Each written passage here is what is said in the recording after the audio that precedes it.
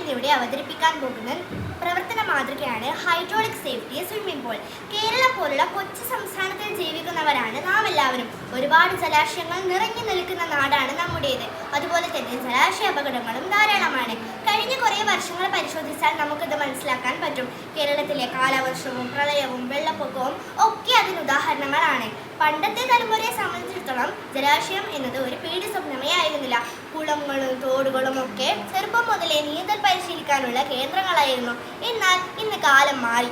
തോടുകളും കുളങ്ങളും ഇല്ലാതായിക്കൊണ്ടിരിക്കുന്നു, മലിനമാക്കപ്പെട്ടുകൊണ്ടിരിക്കുന്നു. അമീബിക് മസ്തിഷ്ക ജ്വരം പോലുള്ള മാരക രോഗങ്ങളും പുതുതലമുറയെ ജലാശയങ്ങളിലേക്ക് എത്തിച്ചേരുന്നതിനും നീന്തൽ അഭ്യസിക്കുന്നതിനും ഒരു വെല്ലുവിളിയായി മാറി. നീന്തൽ അഭ്യസിക്കുക കാലഘട്ടത്തിന്റെ ആവശ്യകതയാണ്. ഭയരഹിതവും നൂതന സംവിധാനങ്ങളോട് കൂടിയതുമായ ഒരു സേഫ്റ്റി സ്വിമ്മിംഗ് പൂളിന്റെ പ്രവർത്തനം സമൂഹത്തിന്റെ പൊതുനന്മയ്ക്കായി ഞങ്ങൾ ഇവിടെ പങ്കുവയ്ക്കുകയാണ്. Hydraulic safety swimming pool. ഇനി നമുക്ക് ഇതിന്റെ പ്രവർത്തന രീതി എങ്ങനെയാണെന്ന് നോക്കാം. നീന്തൽ പരിശീലനത്തിനായി തിരഞ്ഞെടുത്ത കുളത്തിൽ ഹൈഡ്രോളിക് പ്രസ് മെഷീൻ സംവിധാനത്തിലൂടെ ഉയർത്തുവാനും താഴ്ത്തുവാനും സാധിക്കുന്ന മെഷ് സംവിധാനം ഘടിപ്പിക്കുന്നു. മെഷിന് ചുറ്റും ഗ്രില്ലുകൾ ഒരുക്കുന്നു. പരിശീലനത്തിന് ഏർപ്പെടുന്ന ആളുകളുടെ ഉയരത്തിനനുസരിച്ച് മെഷ് ക്രമീകരിക്കുന്നു. അത്യാവശ്യ ഘട്ടങ്ങളിൽ പ്രസ് മെഷീൻ പ്രവർത്തിപ്പിക്കുന്നതിനാവശ്യമായ പ്രസ് ബട്ടൺ സ്വിച്ചുകൾ കുളത്തിന് സമീപം ഘടിപ്പിക്കുന്നു. സ്വിച്ചിൽ സ്റ്റോപ്പ്, അപ്പ്, ഡൗൺ എന്നീ ക്രമീകരണം ഉണ്ടായിരിക്കും. വൈദ്യുതി ഇല്ലാത്ത സാഹചര്യങ്ങളിൽ ഇൻവേർട്ടർ സംവിധാനം നമുക്ക് പ്രയോജനപ്പെടുത്താം.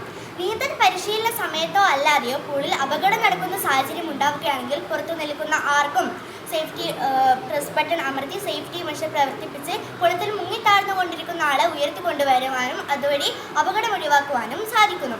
ഇനി നമുക്കിതിൻ്റെ നേട്ടങ്ങൾ എന്തൊക്കെയാണെന്ന് പരിചയപ്പെടാം. ഭയരഹിത നീന്തൽ പരിശീലനം, പ്രായഭേദമന്യേ നീന്തൽ പരിശീലനം, ധൈര്യവും ആത്മവിശ്വാസവും നൽകൽ. നന്ദി.